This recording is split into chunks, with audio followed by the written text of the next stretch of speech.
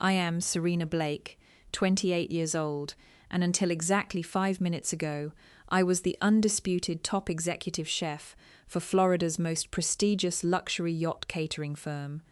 Your sleeves violate protocol, Travis Langley barked right in my face, spit flying from his lips as his neck veins popped. You're fired. Pack your knives and get off my ship.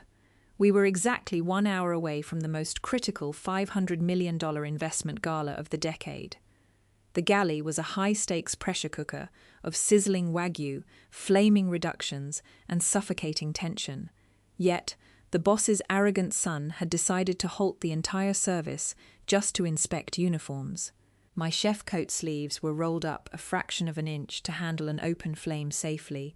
For that petty infraction, he terminated me on the spot. Before I could even process the absolute absurdity or untie my apron, the heavy kitchen doors forcefully swung open. In walked Kyle Harrison, the formidable billionaire investor this entire extravagant night was meticulously designed to impress.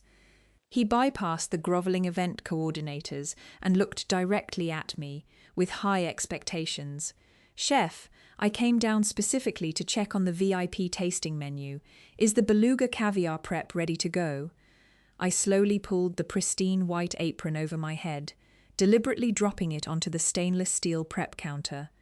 I looked the billionaire dead in the eye, entirely ignoring the sudden, terrified pale look washing over Travis's sweaty face.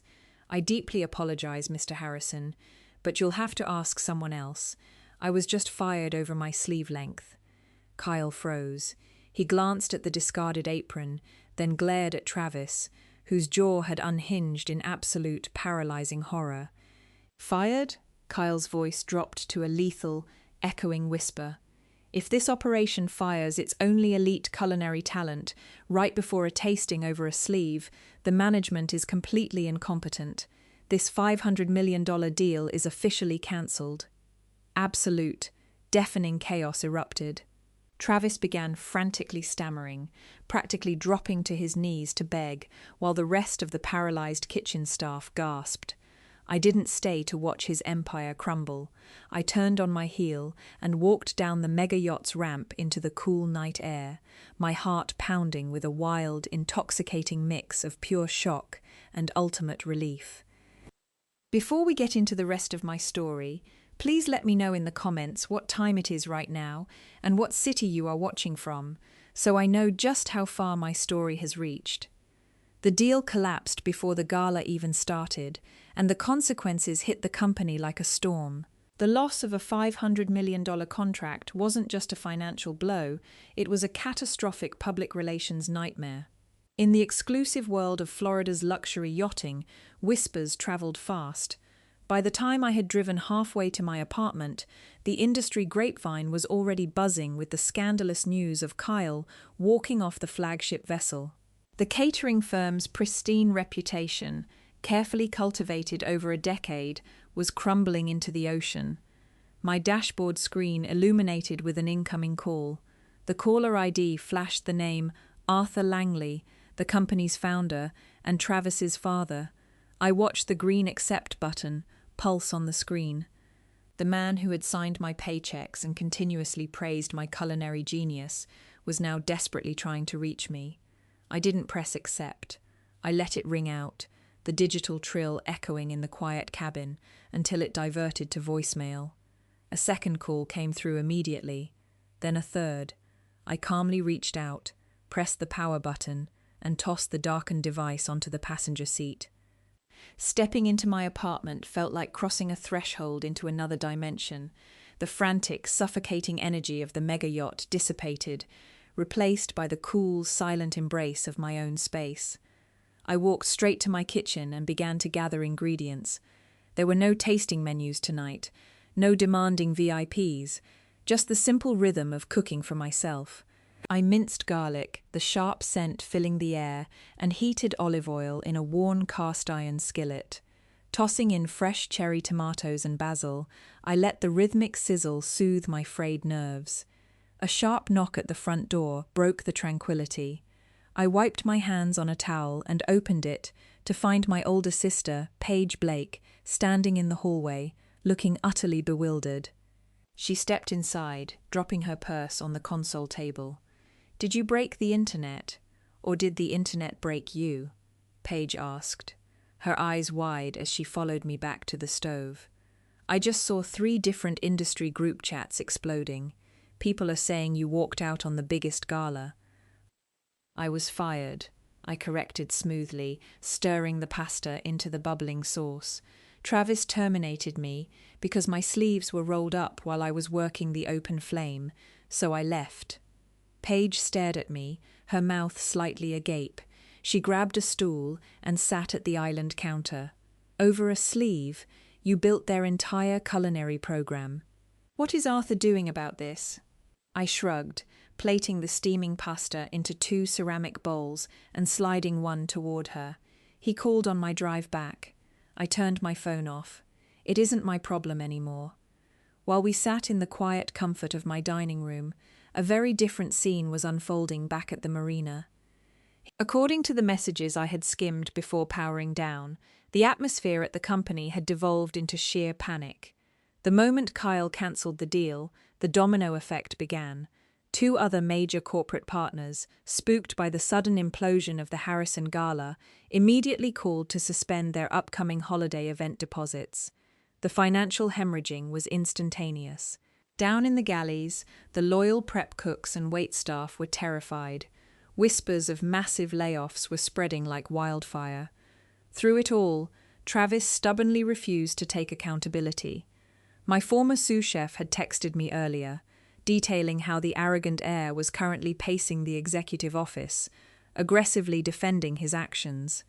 He kept insisting he was merely enforcing strict corporate uniform protocol, desperately trying to shift the blame onto my supposed insubordination, rather than his own colossal failure in leadership.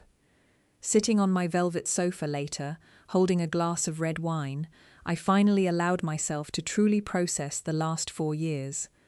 4 years of grinding dedication. I had sacrificed holidays and weekends, enduring endless 16-hour shifts to elevate their basic catering service into a Michelin-level nautical dining experience. I had trained the staff and personally sourced every premium ingredient. I had poured my professional soul into that company's foundation. And in less than 60 seconds, all of that immense value was disregarded by an ego-driven heir over a fraction of an inch of fabric. The wine tasted slightly bitter as I swallowed. Paige had moved to the guest room, leaving me entirely alone with my thoughts. The apartment was completely silent again. I looked at the dark screen of my phone resting on the coffee table. Tomorrow, the industry fallout would be even worse. Reporters might start calling. Arthur would inevitably show up, demanding a meeting. But tonight, as the moonlight filtered through the blinds, casting long shadows across the floor, I remained still. I had no grand plan, no immediate strategy, and absolutely no idea what my next move would be. 2 weeks later, Arthur Langley finally reached me on the phone. I let the device ring 5 times, watching the caller ID flash against the dark wood of my coffee table, before sliding the green icon to connect the call. The voice that greeted me was entirely unrecognizable. Stripped of its customary booming resonance and commanding bravado, his tone was thin, raspy, and fraying at the edges. He bypassed the standard corporate pleasantries and small talk entirely. Instead, a hurried, desperate sequence of apologies spilled from the speaker. He laid bare the brutal reality of their current financial hemorrhage, admitting that the institutional damage was far more severe than anyone had anticipated. Key investors were aggressively liquidating their positions, premium vendors were abruptly demanding cash upon delivery, and the high society clientele who sustained their luxury margins were actively blacklisting their services.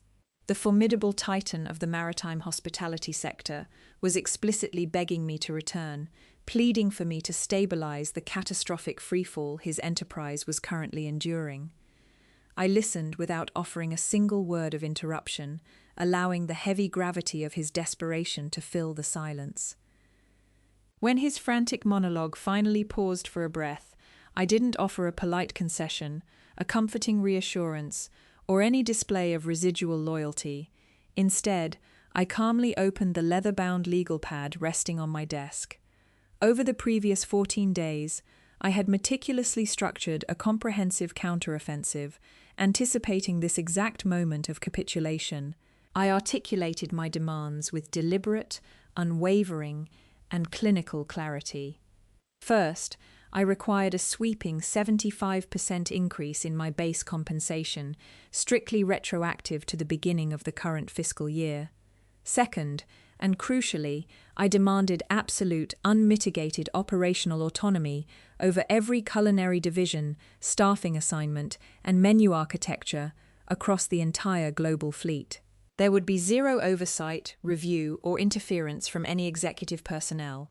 Third, I insisted on an immediate, voting seat on the primary board of directors, ensuring I held a permanent, structural voice in the broader strategic direction of the enterprise. Fourth, the revised contract needed to feature an aggressive key person clause.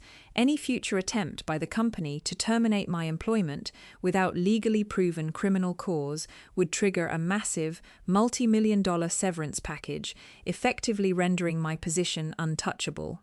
Finally, I demanded the unrestricted contractual right to utilize their established international supply chains, strictly at wholesale cost, to independently develop, incubate, and launch my own private land-based hospitality projects. A thick, suffocating silence descended over the cellular connection. These stipulations were radically aggressive, meticulously designed to permanently dismantle and restructure the established power dynamics of his empire. For a brief, fleeting moment, the old combative Arthur surfaced. He attempted to counteroffer, instinctively scrambling to protect his absolute authority. He suggested a highly lucrative, tiered bonus structure in lieu of the board seat, citing potential friction with legacy stakeholders and the complex legalities of sudden equity distribution. I remained entirely silent, refusing to engage in a back-and-forth haggling session. My silence acted as a blunt instrument, forcing him to independently confront the grim reality of his crumbling balance sheets. The faint, nervous sound of his knuckles drumming against a wooden desk echoed through the receiver. The resistance rapidly evaporated. With a heavy, defeated sigh that seemed to drain the last reserves of his energy, he verbally acquiesced to the entire framework. I refused to let the conversation conclude on a mere verbal surrender. Spoken promises held zero weight in this ruthless industry. I informed him that his general counsel had exactly 48 hours to draft the preliminary employment documents, reflecting every single stipulation precisely as discussed. I explicitly stated I would not step foot onto any vessel or enter a commercial kitchen until the legally binding paperwork was finalized. We agreed to convene a formal ratification session with the full executive committee the following Monday morning at their downtown corporate headquarters. When that Monday morning arrived, the familiar routine of donning a chef's coat felt entirely obsolete. Today required a completely different classification of armor. I bypassed anything soft, vibrant, or conventionally approachable in my wardrobe. I selected a sharply tailored midnight blue suit featuring razor-straight lapels and a heavily structured shoulder line that projected unyielding, cold authority. I paired the suit with a crisp, stark white silk blouse and towering black stilettos. My hair was pulled back into a severe, sleek twist, eliminating any trace of casualness. Every deliberate choice in my appearance was engineered to broadcast pure intimidation and total, unshakable control.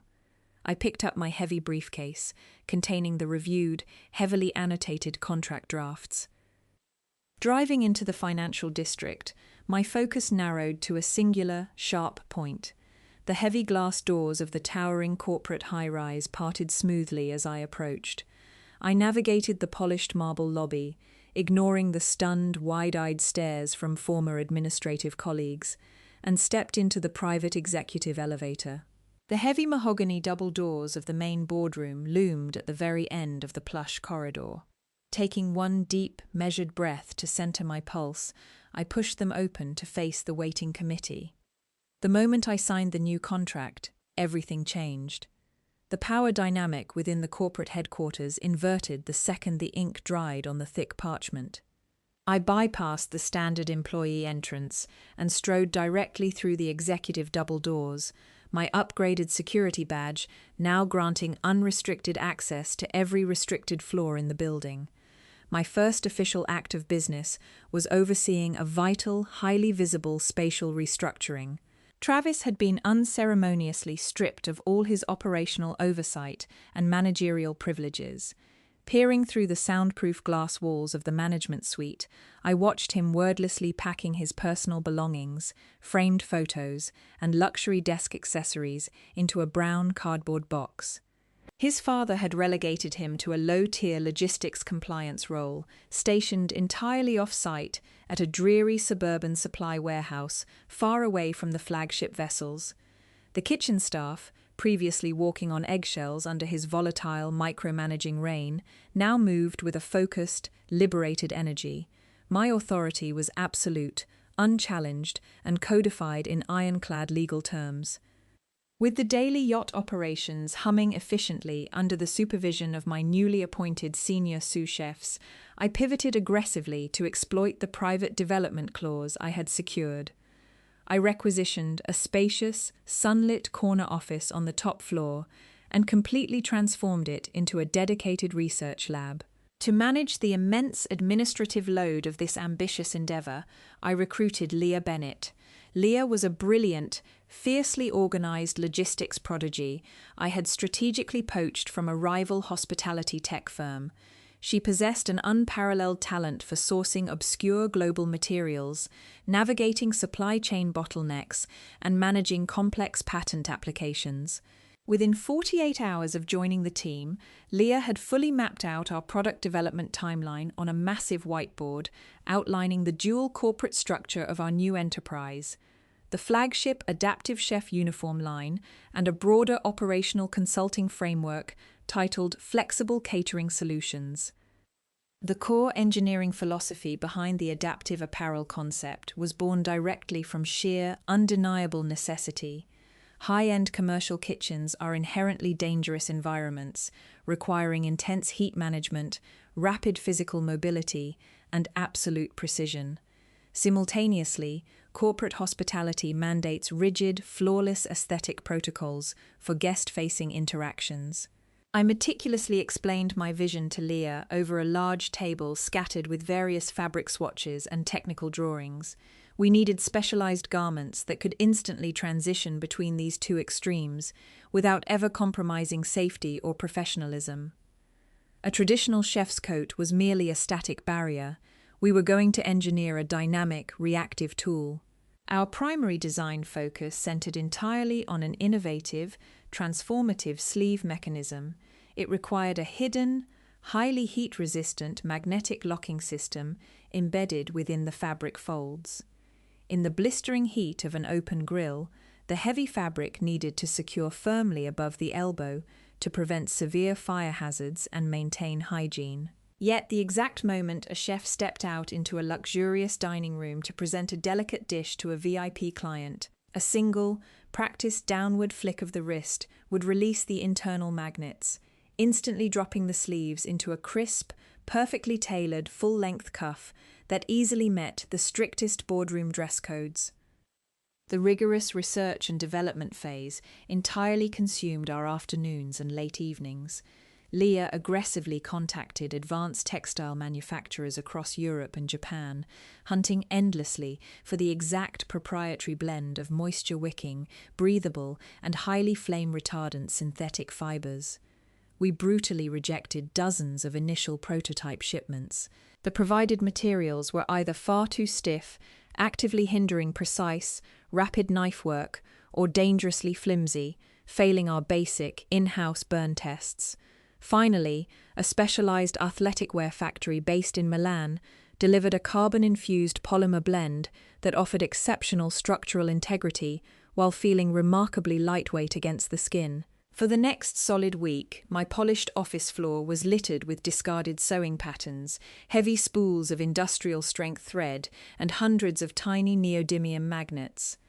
I borrowed a heavy-duty commercial sewing machine, drawing heavily on precise tailoring skills I hadn't utilized since my early days in culinary school, and personally stitched the initial foundation patterns. Leah methodically documented every single minor adjustment, carefully tracking stress points, seam durability, and magnetic pull strength on her tablet. We iterated relentlessly, fixing snagging magnetic closures and adjusting the shoulder pleats to guarantee maximum wingspan reach. The physical construction process was exhausting, requiring immense patience and precision, but the resulting garment was shaping up to be a true mechanical marvel. By late Friday afternoon, the very first fully functional prototype was finally complete. It lay perfectly spread across the drafting table, looking deceptively simple, a sleek, minimalist white tunic featuring subtle, integrated technical panels along the ribs. The true innovation was entirely invisible to the naked eye. I removed my standard issue, stiff cotton jacket and slipped the newly engineered prototype over my shoulders. The tailored fit was immaculate, moving seamlessly in tandem with my torso. I firmly engaged the magnetic locks, instantly securing the sleeves high on my biceps. The hold was incredibly firm and secure. With a sharp, deliberate downward shake of my arms, the hidden inner seams silently released, the fabric cascading down flawlessly to form an unwrinkled, professional cuff right at my wrists. I nodded approvingly to Leah, who offered a tired but triumphant smile. Leaving the quiet research lab, I descended via the elevator to the main commercial prep floor.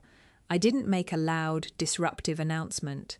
I simply walked the busy line, slowly inspecting various prep stations, intentionally switching the sleeve configurations as I transitioned between the roaring industrial stoves and the pristine, chilled plating areas. I watched quietly as the prep cooks and junior chefs gradually paused their frantic chopping, their eyes catching the seamless, impossible transitions of my uniform, a silent ripple of deep fascination spreading across the entire stainless steel room. Over the next few months, the kitchen became my testing ground. The pristine environment of the top-floor research lab was entirely insufficient for understanding how a garment truly behaved under brutal, real-world culinary pressure. I distributed the second generation of our prototype tunics to a carefully selected group of my most rigorous line cooks. We subjected the innovative fabric to every conceivable environmental stressor found in a high-end galley. We documented how the material reacted to smoking peanut oil, thick balsamic vinegar, and the acidic spray of fresh citrus.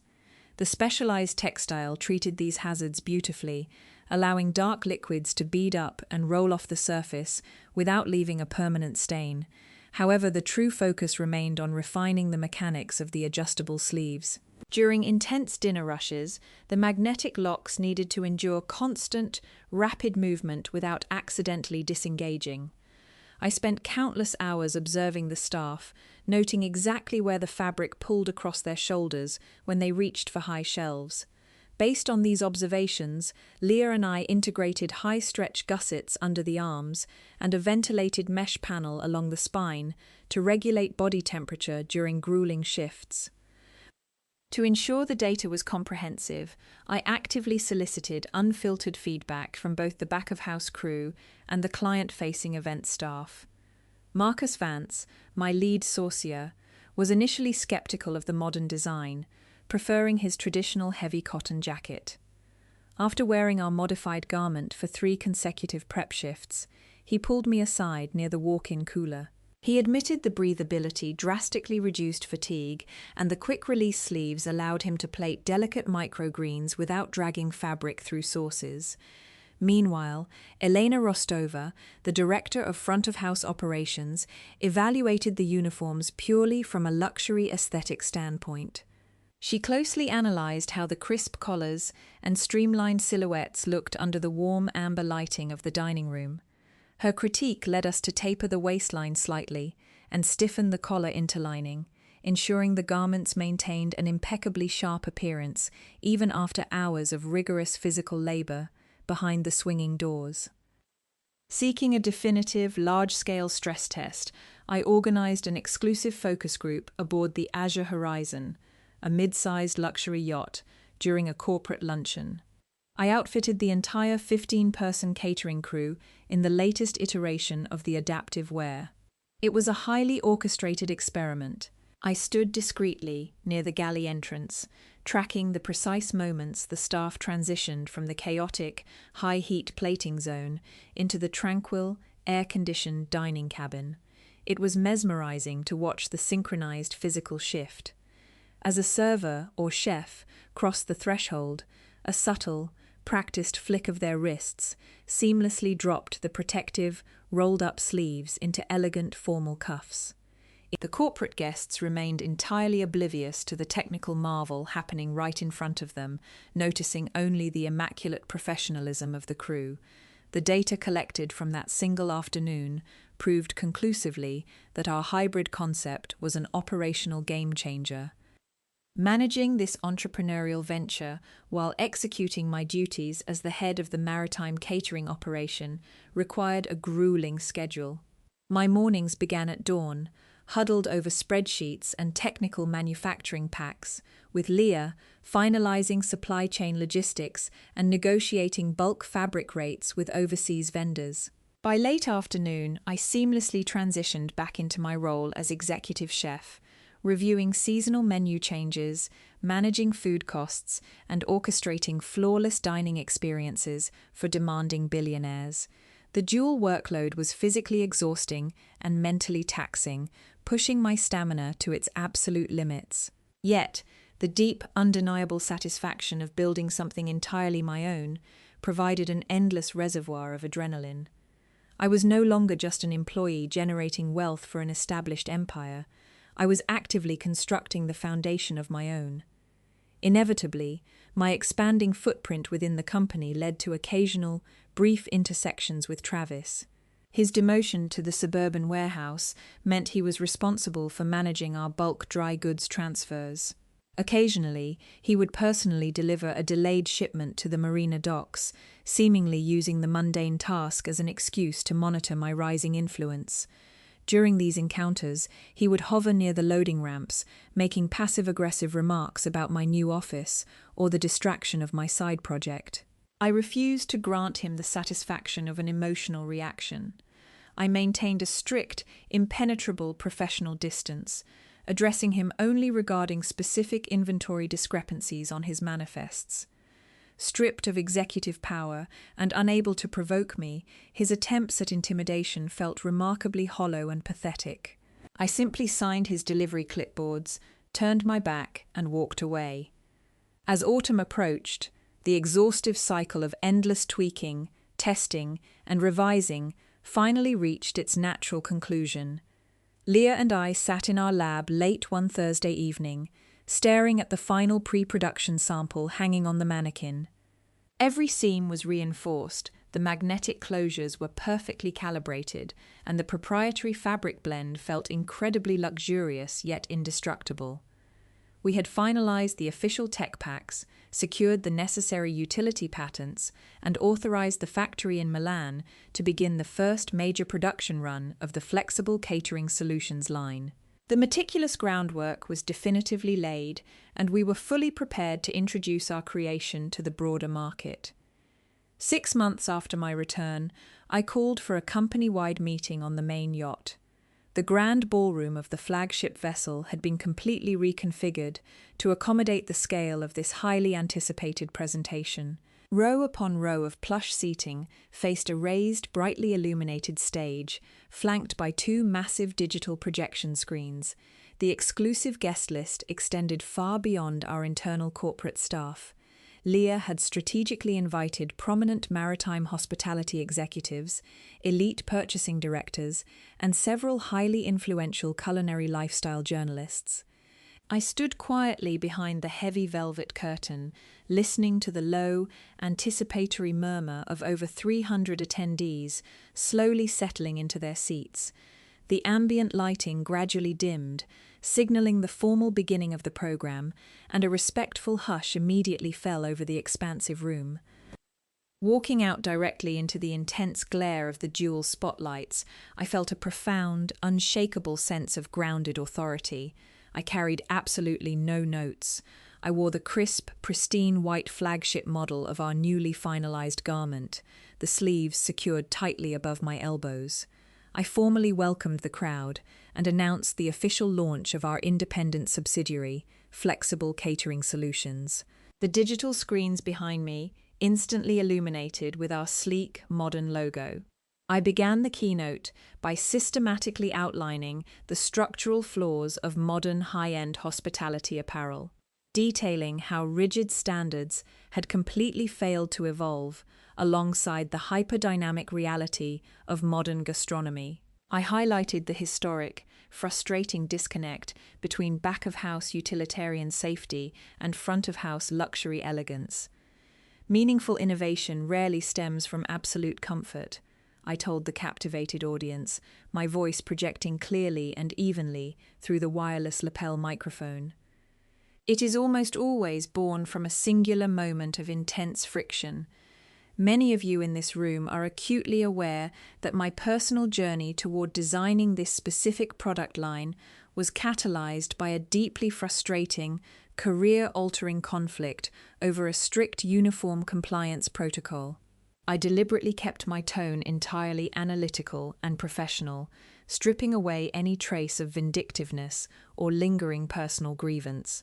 Instead of simply accepting an outdated, inflexible system that actively penalized culinary professionals for prioritizing basic physical safety around open flames, we chose to engineer a permanent, functional solution.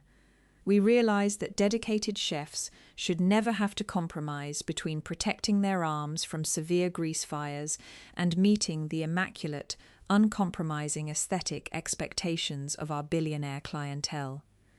From my elevated vantage point under the bright stage lights, I could clearly observe the micro-reactions of the audience. Seated near the rear exit doors, physically isolated from the core executive management team, was Travis. His posture was stiff and intensely defensive, his shoulders hitched up tensely toward his ears. As I gently referenced the uniform compliance incident, a deep, unmistakable flush of embarrassment crept up his neck, highly visible even from my distant position. He continuously adjusted his silk tie, his gaze fixed stubbornly on the patterned carpet, clearly aware of the subtle, sideways glances a few senior directors were shooting in his direction. I didn't linger on his obvious discomfort. His presence was merely a fading footnote to this ultimate triumph. Ladies and gentlemen, I proudly present the Adaptive Chef uniform, I announced, gesturing openly to my own tailored attire. At this exact moment, this garment is configured for heavy, high-heat prep work. I stepped completely out from behind the clear acrylic podium to ensure the entire room had an unobstructed line of sight. The internal magnetic clasps are fully engaged, locking the specialized fabric securely away from my hands. This provides absolute, unhindered freedom of movement for rapid knife skills while entirely eliminating the extreme risk of dangling cloth near commercial gas burners. The massive ballroom was completely silent, every single eye locked intently on my arms. But a modern chef's role does not end at the kitchen doors. We are frequently required to transition immediately into the dining room to present VIP tasting menus or carve roasts directly tableside. I took a single, deliberate step forward, squaring my shoulders squarely toward the cameras. With one sharp, practiced, and perfectly synchronized downward thrust of my arms, the hidden neodymium magnets silently disengaged. The tightly gathered fabric instantly cascaded downward, dropping flawlessly over my forearms to form crisp, perfectly ironed, full-length professional cuffs right at my wrists. For a fraction of a second, there was total, stunned stillness. Then, the entire culinary division, strategically seated throughout the middle rows, erupted. The lead-line cooks and sous chefs sprang enthusiastically to their feet, delivering a deafening, roaring standing ovation. They understood the immense practical brilliance of the seamless transition instantly, The thunderous applause quickly spread through the rest of the room as seasoned investors and cynical media members joined in, nodding in genuine appreciation at the flawless mechanical execution. The screens behind me immediately switched to display a fast-paced video montage detailing the rigorous textile engineering and advanced moisture-wicking properties of the material. As the formal presentation concluded and the networking reception commenced, the atmosphere was absolutely electric. Leah was stationed at a sleek digital terminal near the stage stairs, rapidly monitoring our live e-commerce dashboard.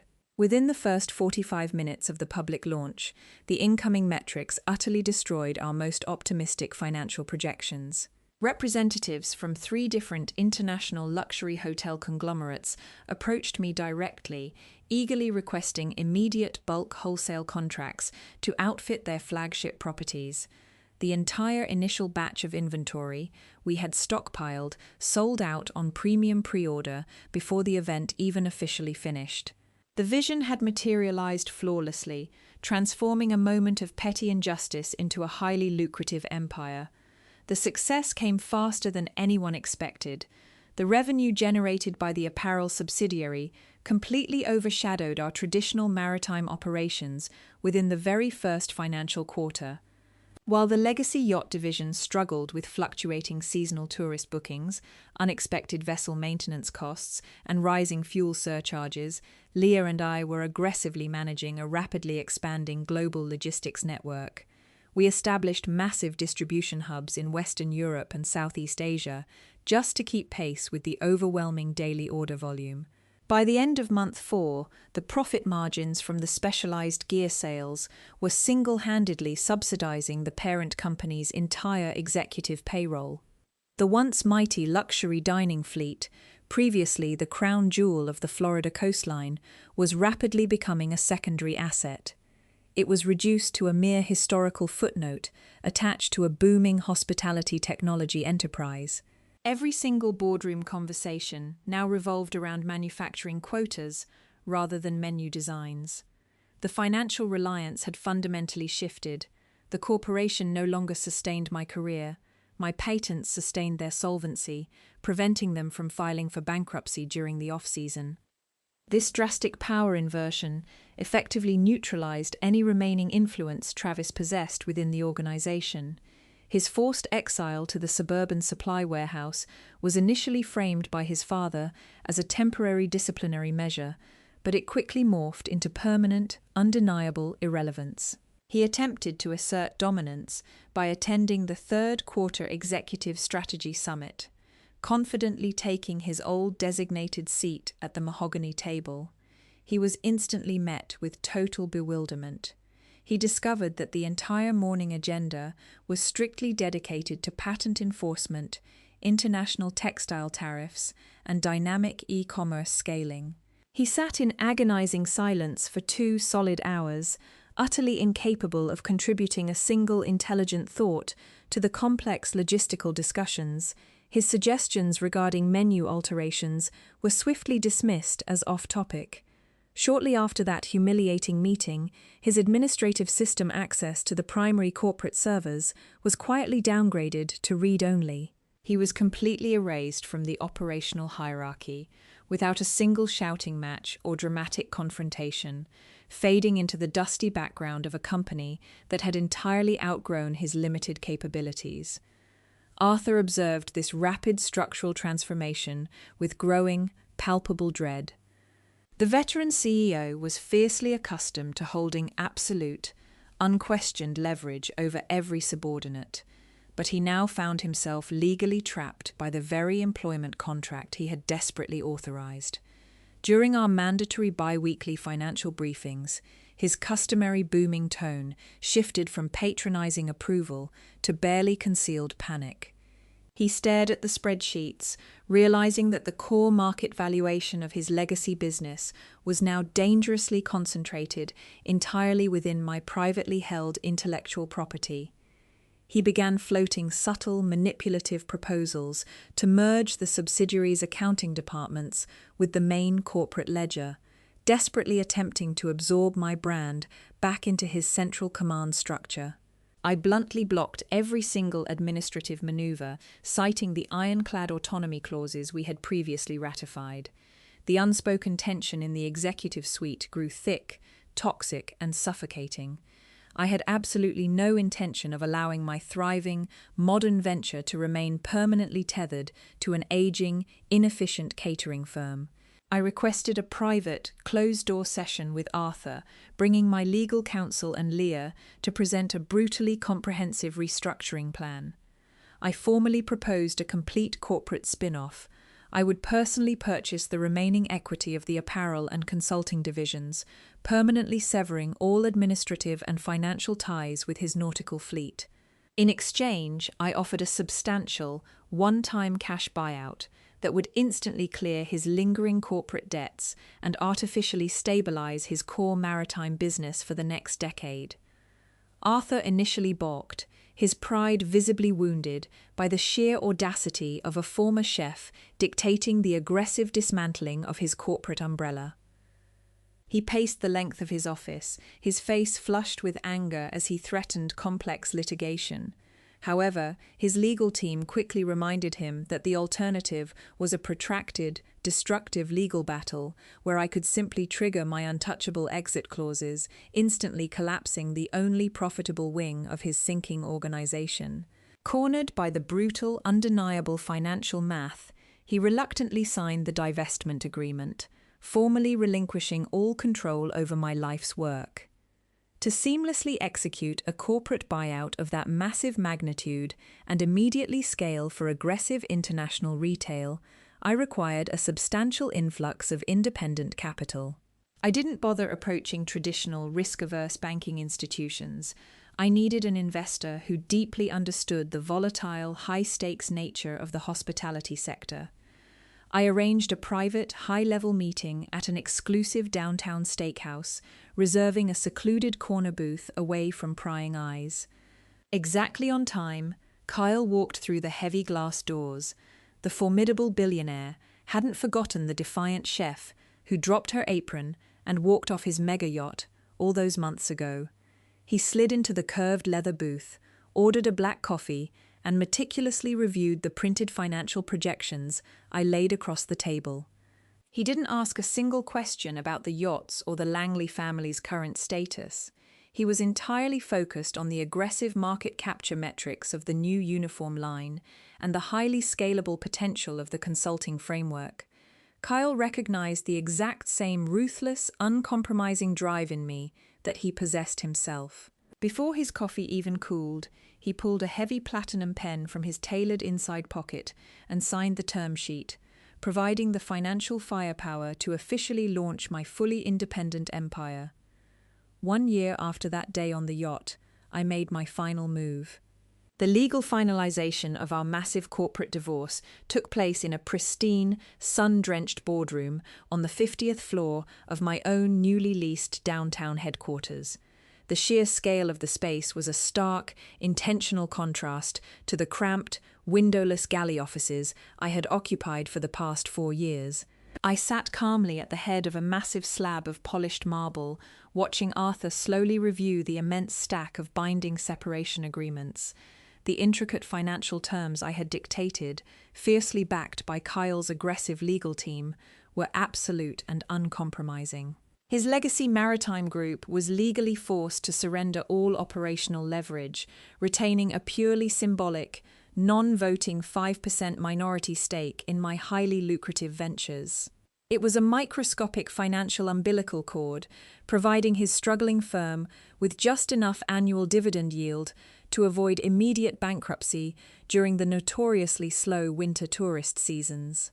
My enterprise was now officially an independent, sovereign powerhouse. The transition had been flawless. Leah stood quietly beside me, efficiently organizing the signature pages with practiced precision.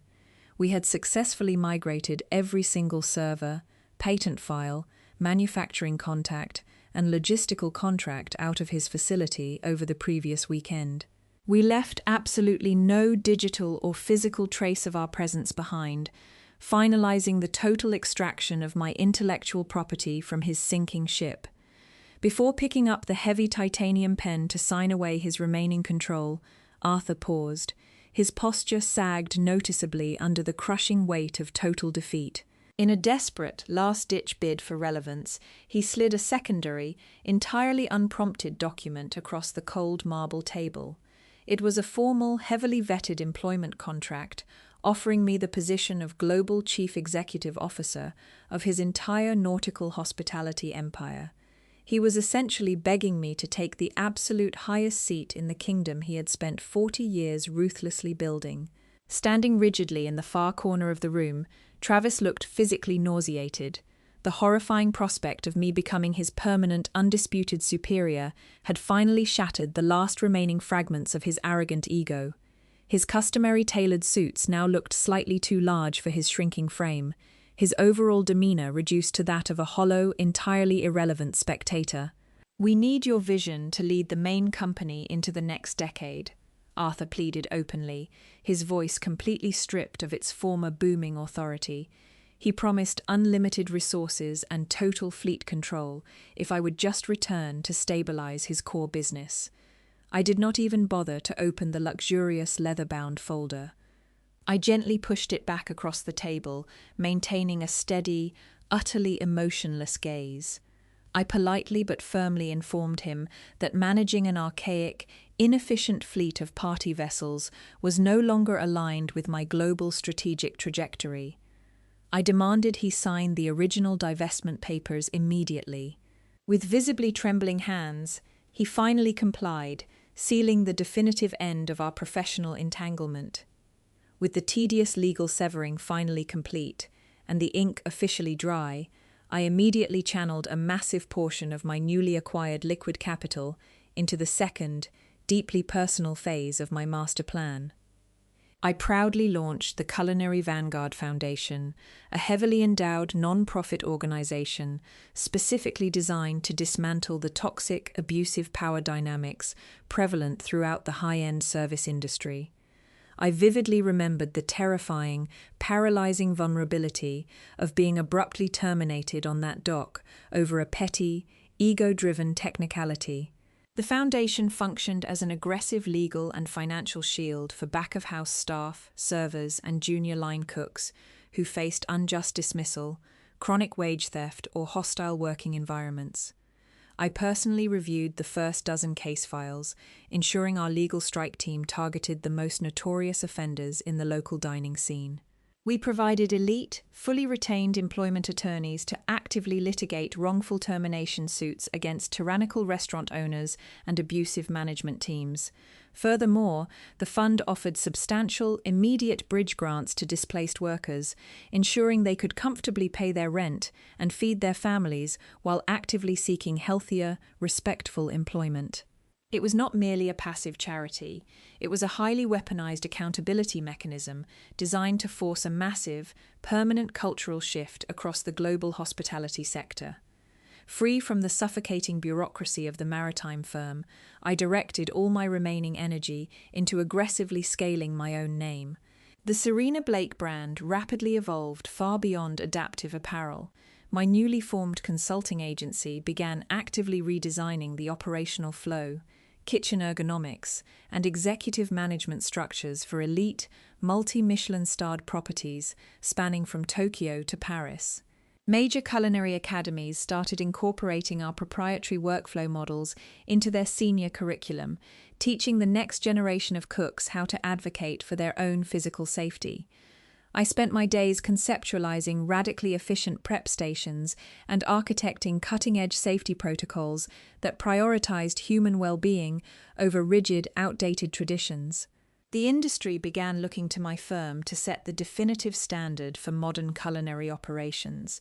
I was no longer merely a talented executive chef executing someone else's static menu under the constant threat of a petty reprimand. I had fundamentally rewritten the rules of the game to serve my exact specifications. Standing alone by the floor-to-ceiling windows of my expansive corner office, looking out over the sprawling city skyline as the golden sun began to set, I felt a profound, absolute stillness. The journey that started with a fired employee walking off a dock had ended with an untouchable CEO surveying her empire. Looking back now, that single decision from Travis changed everything. It is fascinating how a split-second impulse, driven entirely by unchecked arrogance and a desperate need to assert dominance, can permanently alter the trajectory of so many lives. For Travis, the fallout was brutal, swift, and completely self-inflicted. After his father's maritime corporation was drastically stripped of its most lucrative assets and relegated to a shadow of its former glory, his position within the hierarchy simply ceased to exist. The luxury hospitality network in Florida is an incredibly tight-knit community. Word of his catastrophic mismanagement regarding the Harrison account had become legendary industry gossip. No reputable catering firm, high-end resort, or exclusive restaurant group would even grant him a preliminary interview. Stripped of his nepotistic safety net and facing total professional exile, he quietly packed his belongings and moved entirely out of state. I heard through mutual acquaintances that he ended up taking a mid-level shift manager position at a generic regional corporate chain somewhere in the Midwest, far removed from the glamorous, high-stakes culinary world he once believed he rightfully owned. Arthur Langley faced a different, perhaps more agonizing form of defeat. He did not lose his career entirely, but he lost his empire, which to a man of his immense pride was a far more painful punishment. Without the financial life support of my independent revenues, his legacy company was forced into immediate, aggressive downsizing. He had to systematically liquidate his beloved fleet, auctioning off the massive mega-yachts one by one just to satisfy outstanding vendor debts and maintain basic operational solvency. The grand, intimidating corporate headquarters was eventually abandoned for a modest, generic office suite near the commercial shipyards. He went from being a feared, undisputed titan of the coastal luxury dining scene to merely operating a small, remarkably average event planning service. He still holds that symbolic minority stake in my ventures, a constant, stinging quarterly reminder of the brilliant talent he allowed his son to carelessly throw away. As for me, my reality has shifted into something unrecognizable from those grueling days sweating over a cramped yacht stove under the constant threat of petty reprimand. I no longer answer to arbitrary, ego-driven commands or conform to rigid structures that stifle genuine innovation. My daily life is defined by complete, exhilarating autonomy. I divide my time between overseeing the global expansion of my design firm and traveling internationally to speak at premier hospitality summits. I choose the exact projects I want to develop, collaborate only with partners who demonstrate mutual respect, and cultivate a corporate culture where operational efficiency never comes at the cost of human dignity. The intense, suffocating pressure of trying to elevate someone else's broken system has been replaced by the profound peace of building and nurturing my own thriving ecosystem. If there is a definitive lesson to be extracted from this entire chaotic journey, it is about recognizing the true nature of professional leverage. So many of us are conditioned to believe that the people who sign our paychecks hold absolute power over our destinies. We endure toxic environments, arbitrary rules, and profound disrespect because we mistakenly equate a corporate title with actual, intrinsic value. But titles are just paper. True power always resides in your expertise, your relentless work ethic, and your unique capacity to solve complex problems. When you possess undeniable, irreplaceable skills, you are never truly at the mercy of a bad manager. Travis believed he held the ultimate authority simply because his name was printed on the company letterhead. He fundamentally failed to understand that I was the actual engine generating the wealth he so arrogantly enjoyed. Furthermore, this experience taught me the incredible transformative power of resilience. When a door is violently slammed in your face, the immediate reaction is often panic, despair, or paralyzing fear. It is completely natural to feel the sting of sudden rejection, But once the initial shock fades, that exact moment of displacement can become the greatest catalyst for unprecedented growth. If Travis had never fired me over a fraction of an inch of fabric, I would likely still be trapped in that galley, exhausting my physical and mental health to make his family richer. His petty cruelty forced me out of my comfort zone and pushed me to realize a potential I never fully understood I possessed. Thank you so much for following along with this journey and allowing me to share my story with you. I sincerely hope it provides a bit of clarity or encouragement for anyone currently navigating a difficult professional environment. Before you go, I would absolutely love to hear your thoughts in the comments below. Have you ever dealt with an arrogant boss in your own career, and how did you finally manage to break free from that toxic dynamic? Let's keep this important conversation going.